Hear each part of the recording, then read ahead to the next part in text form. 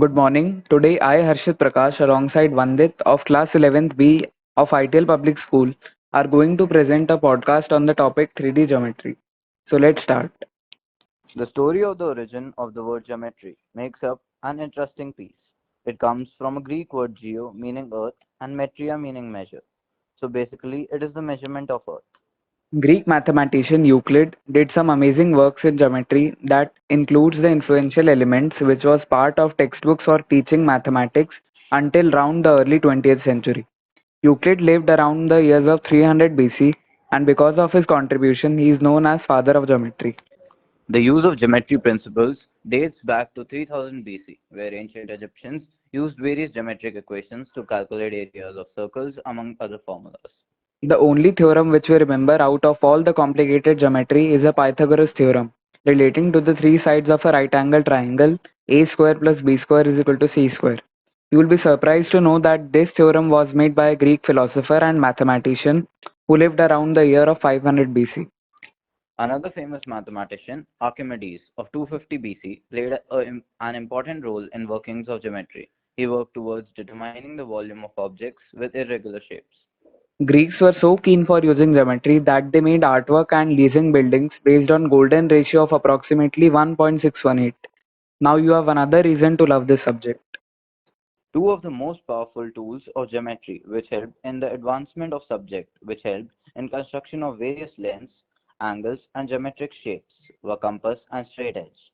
It is believed that the Babylonians in the ancient era came up with a measurement of circle which was approximately 3 times of the diameter. Interestingly, it is quite close to today's measurement of pi, around 3.14. Bet. When we take geometry classes, we hardly think it has so many branches to study from. Apparently, this subject is very diverse, with many branches like Euclidean geometry, analytic, projective, differential, topology, and non-Euclidean. If we take any 3D solid with flat faces known as polyhedron, for instance a cube, pyramid or a soccer ball, and then adding the number of faces to the number of vertices and then subtracting the number of edges always gives us the answer of 2. Example, cube possessing 6 faces, 8 vertices and 12 edges would come up to 6 plus 8 minus 12 equal to 2. The modern day geometry has come up a long way in its development stages and is used for many areas like raw computing, power of today's computer. Knowledge of this subject is important for computer graphics or calculator to solve structural problems. Geometry has many practical uses in everyday life such as measuring circumference, area and volume. When you need to build or create something.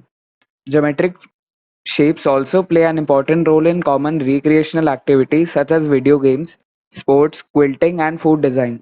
Without geometry, engineers and architects won't be able to design and construct houses, buildings, cars, and tools that make our life easier and enjoyable.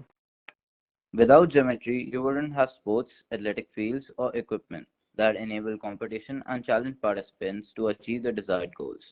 For example, as a basketball, soccer, hockey, or a football kicker, you use geometry to determine how much arc you need to score from a certain distance. Hockey equipment developers must determine how much angle to put on the end of a stick and how long to make the shaft.